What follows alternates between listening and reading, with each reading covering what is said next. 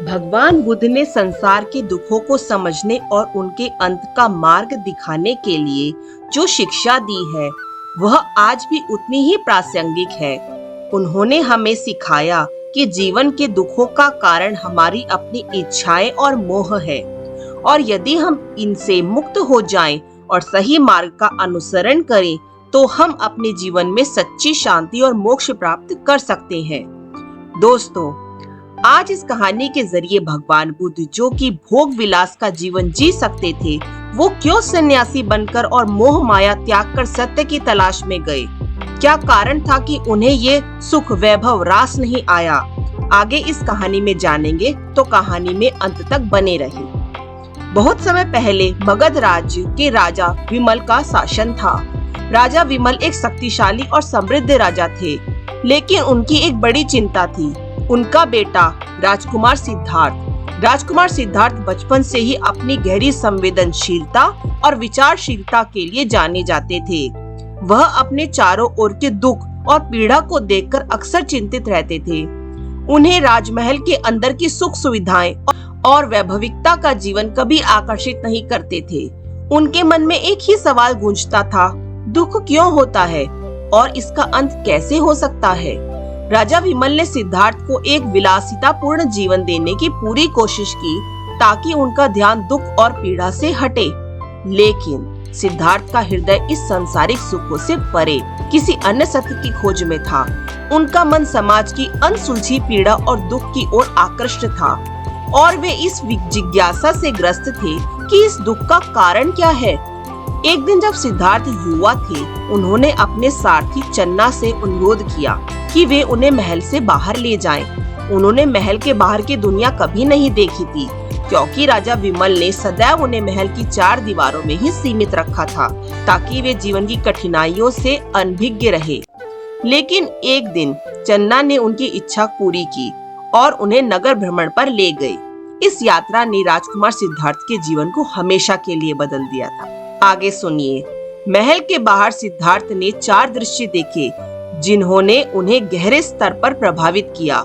सबसे पहले उन्होंने एक वृद्ध व्यक्ति को देखा, जिसके शरीर पर झुर्रियां थी और जो बेहद कमजोर था। सिद्धार्थ ने चन्ना से पूछा, यह कौन है और ये इसे क्या हुआ है?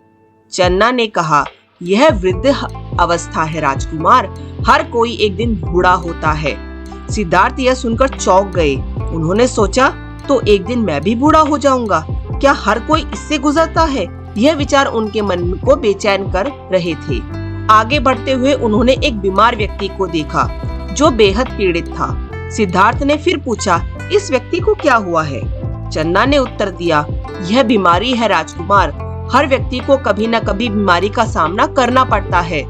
सिद्धार्थ ने सोचा, तो कोई भी स्वस्थ और सुखी नहीं रह सकता। जीवन में हर किसी को बीमारी का सामना करना पड़ता है। फिर उन्होंने एक शव यात्रा देखी। यह दृश्य सिद्धार्थ के लिए सबसे गहरा आघात था। उन्होंने देखा कि लोग एक मृत शरीर को लेकर शोक मना रहे थे। उन्होंने चन्ना से पूछा, क्या हो रहा है? चन्ना ने बताया, यह मृत्यु है राजकुमार, हर व्यक्ति को एक न एक दिन मरना होता है। यह सुनकर सिद्धार्थ का हृदय भारी हो गया। उन्होंने सोचा, तो जीवन में दुख, बीमारी और मृत्यु अटल है, इसका कोई अंत नहीं है। लेकिन फिर उन्होंने चौथा दृश्य देखा, एक सन्यासी। वह व्यक्ति शांत था, उसकी आंखों में संतोष और मन की गहरी शांति थी। सिद्धार्थ ने चन्ना से पूछा, यह कौन है और यह क्यों इतना शांत है? चन्ना ने उत्तर दिया, यह एक सन्यासी है राजकुमार, इसने सांसारिक सुखों और दुखों को त्याग दिया है। वह सत्य की खोज में है और इसलिए उसकी आत्मा शांत है। इन चार दृश्यों ने सिद्धार्थ के मन में गहरी उथल-पुथल मचा दी। उन्हें समझ में आ गया कि दुनिया में दुख, बीमारी, बुढ़ापा और मौत, यह सब आते ही है और हर व्यक्ति को इससे गुजरना पड़ता है। उन्होंने यह भी महसूस किया कि इस दुख का कोई समाधान अवश्य होना चाहिए, जैसे कि सन्यासी के चेहरे पर शांति देखकर उन्हें एहसास हुआ। इसी दिन से सिद्धार्थ ने निश्चय किया कि वे इस सांसारिक जीवन को त्याग कर सत्य और मोक्ष की खोज करेंगे। उन्होंने रात में अपने महल, पत्नी और नवजात पुत्र राहुल को छोड़ दिया और जंगल की ओर चल पड़े। उनका एकमात्र उद्देश्य था जीवन के दुखों का कारण और उसका अंत खोजना। सिद्धार्थ वर्षों तक जंगलों में भटकते रहे। उन्होंने कई गुरुओं से शिक्षा ली, तपस्या की और कठोर साधनाएं की, लेकिन उन्हें जीवन में दुखों का समाधान नहीं मिला। एक समय ऐसा आया जब कठोर तपस्या के कारण उनका शरीर कमजोर हो गया और वे मृत्यु के निकट पहुंच गए। तभी उन्होंने यह समझ लिया कि किसी भी चीज की अति से सत्य नहीं मिलता, ना तो अत्यधिक सुख से और ना ही अत्यधिक कठोर तपस्या में। उन्होंने एक नई राह चुनी जिसे माध्यम मार्ग कहा गया। यह अति सुख और अति दुख से परे का रास्ता था। इसके बाद सिद्धार्थ ने बोधि वृक्ष के नीचे ध्यान लगाया और उसी ध्यान के दौरान उन्हें ज्ञान की प्राप्ति हुई। वह अब बुद्ध बन चुके थे, जिसका मतलब है जागृत या ज्ञान प्राप्त। ज्ञान प्राप्त करने के बाद बुद्ध ने जो सबसे महत्वपूर्ण सीख दी वह थी 4 आर्य सत्य। यह जीवन के दुखों का वास्तविक समाधान था। बुद्ध ने मगध राज्य के सारनाथ में अपने पहले 5 शिष्यों को यह शिक्षा दी थी, जिसमें कि सबसे पहले दुख का सत्य। जीवन में दुख आता जरूर है, जन्म, बुढ़ापा, बीमारी और मृत्यु, ये सब दुख है। जीवन के हर पहलू में किसी न किसी प्रकार का दुख सहित है, चाहे वह सुखद क्षण हो या फिर दुख परिजनों से बिछड़ने का दुख हो। दूसरा है दुख के कारण का सत्य। दुख का कारण हमारी इच्छाएं और हमारी अभिलाषाएं हैं। हम सांसारिक वस्तुओं और भावनाओं में बंधे रहते हैं। जब हमारी इच्छा पूरी नहीं होती तो हम दुखी हो जाते हैं। हमारी लालसा, चाहत और मोह ही हमारे दुख का सबसे बड़ा कारण है। तीसरा है दुख के अंत का सत्य। यदि हम अपनी इच्छाओं और तृष्णाओं को खत्म करके दुख का अंत कर सकते हैं, जब हम मोह माया से मुक्त हो जाते हैं, तो जीवन में शांति और संतोष प्राप्त होता है। चौथा है दुख के अंत का मार्ग। दुखों को समाप्त करने के लिए हमें अष्टांगिक मार्ग का पालन करना चाहिए। यह मार्ग हमें आत्म शांति, मोक्ष की ओर ले जाता है। अष्टांगिक मार्ग से सही दृष्टि, सही संकल्प, सही वाणी, सही कर्म, सही आजीविका, सही प्रयास, सही स्मृति और सही समाधि का अभ्यास करना शामिल है।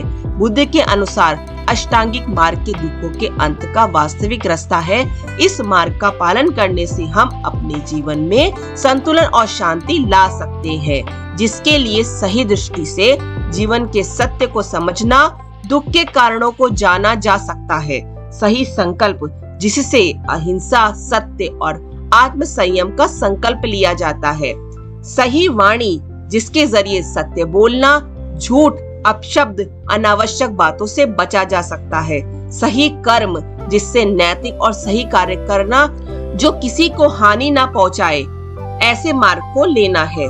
सही आजीविका, जिससे ईमानदारी और नैतिकता से आजीविका कमाई जाए।